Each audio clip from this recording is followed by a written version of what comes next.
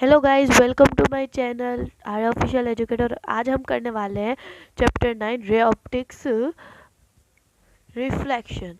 Reflection of the mirror और refraction दोनों का डिफरेंस आज हम जानने वाले हैं और इस पॉइंट को हम पूरा क्लियर करने वाले हैं नीट और जे दोनों के प्रिपरेशन के लिए। Reflection of light by spherical mirror. तो यहाँ पे angle of reflection between reflected ray and normal to the reflecting surface होगा, जहाँ पे हमने यहाँ पे मिरर प्लेस किया है। अब उसमें रिफ्लेक्शन देखना है तो हम इधर पे जो बीच वाला पार्ट है उसे हम एज नॉर्मल रे गिन लेंगे एंड यहाँ पे से जब एक इंसिडेंट रे आएगी तब वो पास हो जाएगी। जब वो पास हो जाएगी इंसिडेंट रे तो हम उस रे को क्या बोलेंगे? Reflected ray. ओके, यही है रिफ्लेक्शन ऑफ मिरर। अभी उसे हमें किस तरह से लिखना है थियोरेटिकल, तो angle of reflection, angle between reflected ray and normal रे surface equals the angle of incidence. When the incident ray pass through the mirror and it reflect is called reflection, and this process is called reflection of light by spherical mirror. Now reflection in concave mirror में जब सारे रे एक focal point में without reflecting outside, वो अंदर के side जब रे जाते हैं तो वो फोकल लेंथ नेगेटिव हो जाती है हमारी और एक फोकस पे सारे रे कलेक्ट हो जाते हैं, उसे हम कॉन्केव मिरर कहते हैं। एंड अबाउट कॉन्वेक्स मिरर, जब सारी रे रिफ्लेक्ट नहीं होती एंड कुछ पास आउट हो जाती है, उसे हम पॉजिटिव फोकल लेंथ बोलते हैं, जो कि हमें कॉन्वेक्स मिरर में दिखाई जाती है। एंड जब हम mirror incidence and MD be parallel and perpendicular to the from M on the principal axis. Okay, diagram उसका कुछ इस तरह से होगा। तो यहाँ पे M हमारा प्रिंसिपल एक्सिस के थ्रू पास हो रहा है, तो यहाँ पे हम फॉर्मूला फोकस का किस तरह से आएगा?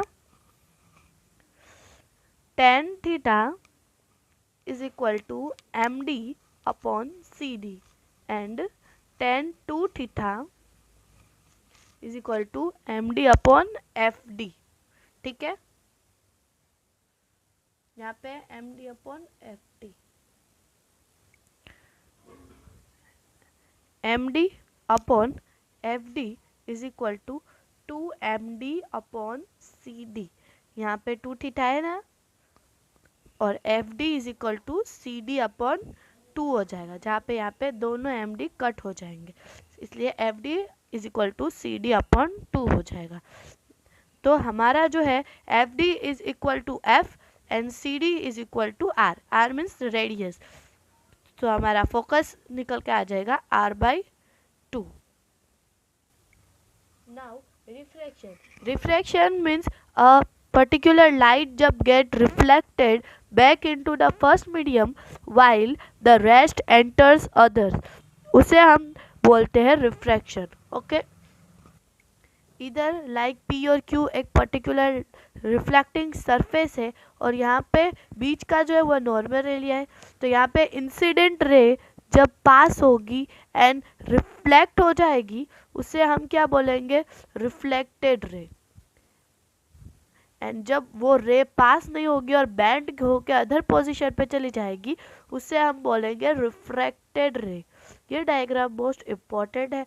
ये हमारा इंसिडेंट रे, ये जब पास होता है तो रिफ्लेक्ट हो जाता है एंड जब बैंड होकर किसी दूसरे पोजीशन में चले जाता है वो रिफ्रैक्टेड होता है, और उसके बीच में ये इंसिडेंस पॉइंट है। ओके, और ये जो रिफ्रैक्टेड रे है वहाँ पे हमारा रेडियस आ जाएगा। लॉ ऑफ रिफ्लेक्शन क्या बोलता है? The incident ray, the refracted ray and the normal to the interference at the point of incidence सब के सब सेम है। The ratio of sine of angle of incidence,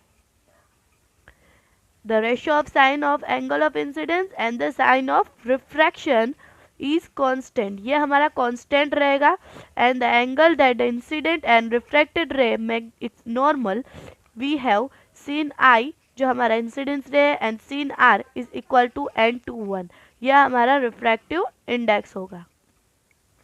if n21 the refractive index of medium 2 है, okay, so हमारा refractive index of medium 1 with respect to medium 2 का formula किस तरह से है, n12 is equal to 1/n21 by Snell's law sin IC is equal to n21, जो हमारा medium of reflection है उसके इक्वल होगा index of curvature where I is larger and then IC। Okay, तो यहाँ पे Snell's of reflection can not satisfied, यहाँ पे हमारा n21 is equal to 1/sin IC आ जाएगा, जो क्या क्रिटिकल एंगल जिसे बोलते हैं।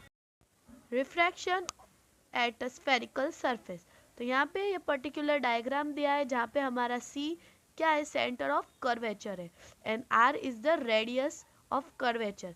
तो यहाँ पे जब हमारे ray are incident from medium of refractive index n1, तो यहाँ पे दूसरी रिफ्रैक्टिव इंडेक्स हमारी n2 है।